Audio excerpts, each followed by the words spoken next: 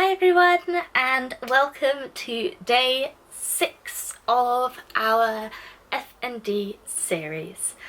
So it's another hot day here in the UK, so once again I'm probably looking a little warm, so sorry about that. But today what I wanted to do is give you my top tips for those of you out there who have been diagnosed with FND. I imagine most of these things will be for people who've only recently been diagnosed, but there again, maybe this will be helpful for those of you who've been diagnosed for longer as well.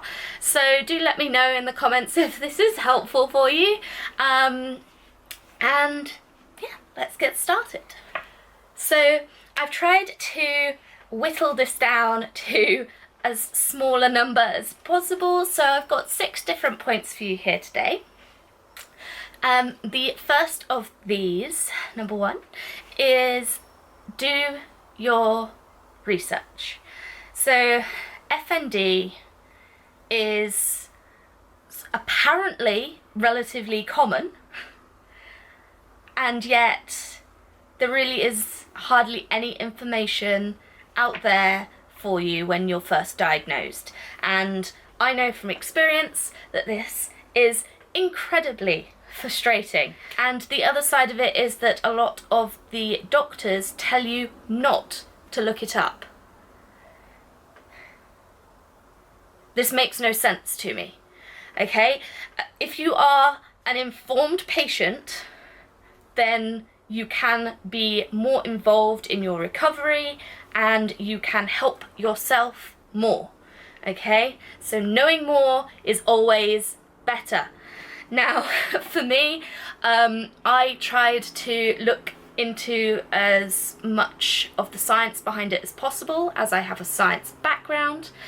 But there are some websites out there that have information on FND that is presented in a way that is accessible regardless of your educational background. So the first one that I think is, for me, the absolute top, if you look nowhere else, go and have a look on neurosymptoms.org. Okay, so on there is a list of all of the common symptoms of FND, and there is also some information on how you can help yourself with either managing or improving those symptoms. For me, this was my go-to, and still is my go-to website, so do have a look on there, see if it's helpful for you. One thing I was going to say is that if there is a demand for it, then maybe I can put together a video showing how I improved my symptoms, because when I first started this journey, I was having spasms and tremors all day, every day, at night as well, and clearly for those of you who are watching on videos now, you might not realise the extent that FND affects my life, because I don't show everything on camera. However, I have improved significantly from where I started, and I've done that entirely independently. So if there is a demand for that video, do let me know. And I will do my best to try and put something together. Obviously, I am not a doctor, I am not a physiotherapist, I am not a neurologist. However, I can show you what worked for me from what I found from my own research. But either way, my first tip was do your own research. Really important. Okay, second one, and I think one that made a huge difference for me, which is why it is in this top 6 tips for me, is find people who understand what you are going through. Now, these people do not have to have FND. But in my case, I was lucky. I happened to live really close to Aspire, which is a leisure centre that's attached to the spinal unit for the National Orthopaedic Hospital. Now, as a result, there is a lot going on there in terms of disability, and I've learnt a lot from being part of a community of people who live active lifestyles, who are living a good quality of life whilst having a certain degree of disability. And that's something that is hard to come by. However, there are plenty of other places around the UK and around the world where you can meet up with communities like that. And as I said, they don't have to be FND, because FND has lots of symptoms that are prevalent in other conditions. The most common one that people talk about is MS.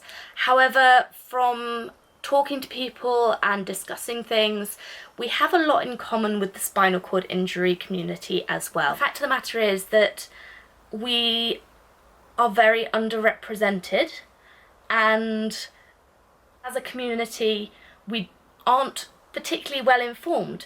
The science isn't there for understanding FND that well at this point, and so as a result, as a community, we don't have that much support.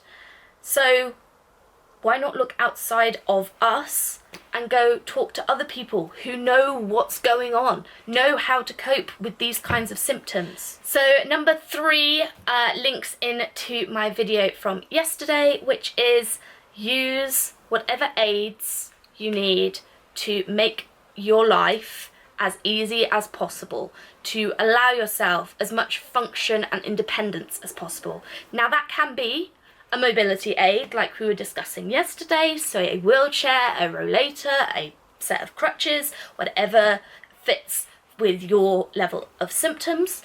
However, there are other things that you can use within the house to help you, and again, I will probably try and do a video on that for you all. I have a number of little adaptations to my flat to try and help me. Obviously there are bigger things that you can do as well, depending on what your kinds of symptoms are. I actually moved from an upstairs flat to a downstairs flat, so now I don't have to deal with stairs, things like that. But there are also little things that are not expensive for you to do that might help improve your life. So look into different kinds of aids. If you have access to your council social care, it's worth getting in contact with them. They can really help you as well. Okay, so number 4 is talk to people that you trust about what's going on. So having FND is tough, it's variable. I've seen quotes before which say FND, the uncertainty when you wake up whether your legs are going to work today or not, or whether you're going to be able to actually move, or, you know, all of us that have FND, you know this feeling where you really don't know what you're going to get day on day. And that kind of uncertainty can really affect your mental health. So talk to people that you trust. That can be family, it can be friends, okay? And the other side of that I think is important to realise is those people that disappear from your life, either abruptly or just drift off, okay? They're not your real friends, okay? The people that stick with you through this are the people who truly care about you. And that goes for people that you might even think are very important to you, like a partner. So my 5th top tip for you all is find something that you enjoy doing that you can still do with your FND. Now, I know this may seem like a huge ask. I know that FND can take a lot from you, but it doesn't have to rule your life.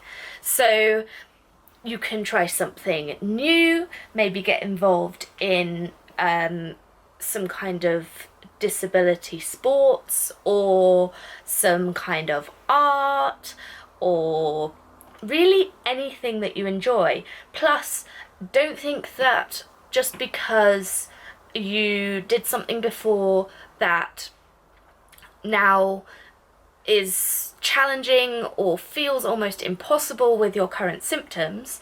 Remember, there might be ways to adapt what you're doing to enable you to still do that thing and enjoy it.